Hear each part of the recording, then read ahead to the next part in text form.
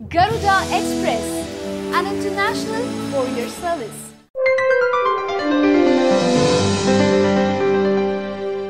భారత ఐటీ రంగం కుదుపునకు లోను కానుంది.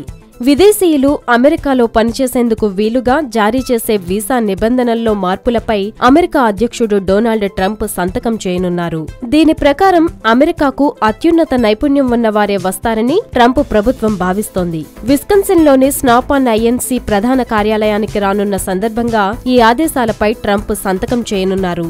దీంతో ఉద్యోగాల కోసం అమెరికాలోకి రాకపోకలు సాగించే వారిపై గట్టి నిఘా ఉంటుందని, అత్యధిక వేతనం, అత్యధిక ఉపాధి కల్పించాలన్న తన లక్ష్యం నెరవేరుతుందని ట్రంప్ కార్యవర్గం భావిస్తోంది. ట్రంప్ పదవీ బాధ్యతలు చేపట్టిన 100 రోజుల్లోనే ఫస్ట్ అమెరికా నినాదాన్ని అమలు చేసినట్లవుతుందని భావిస్తున్నారు. దీంతో పాటు ఫెడరల్ కాంట్రాక్టులు కూడా అమెరికా సంస్థలకే వచ్చేలా చేస్తున్నారు.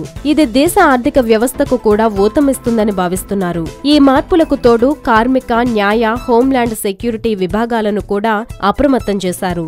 అమెరికా వాసుల ఉద్యోగాలను తన్నుకుపోయే విదేశీయులపై కఠినంగా వ్యవహరించాలనే ఆదేశాలున్నాయి. అత్యుత్తమ నైపుణ్యం ఉన్న వారికే H-1B వీసాలు ఇవ్వాలనే ఫెడరల్ శాఖలు ఈ నిబంధనలను సూచించాయి. వీటిని ప్రత్యేక విధులకు మాత్రమే కేటాయిస్తారు. వీటిల్లో కూడా యుఎస్ సిటిజన్షిప్ అండ్ ఇమిగ్రేషన్ నిబంధనల ప్రకారం ఉన్నత విద్యాభ్యాసం చేసి ఉండాలి. శాస్త్రవేత్తలు, ఇంజనీర్లు, కంప్యూటర్ ప్రోగ్రామర్లకు మాత్రం ఎలాంటి పరిమితి లేదు. 65,000 వీసాలు జారీ చేయడానికి ప్రభుత్వం లాటరీ విధానాన్ని ఎన్నుకుంది. మరో 20,000 వీసాలను గ్రాడ్యుయేట్ స్టూడెంట్ వర్కర్లకు కేటాయిస్తారు. ఈ ఏడాది H-1B వీసాలకు దరఖాస్తుల సంఖ్య గణనీయంగా పడిపోయింది. గతేడాది 2,36,000కు ఉండగా ఈసారి 1,99,000కు మాత్రమే పరిమితమైంది.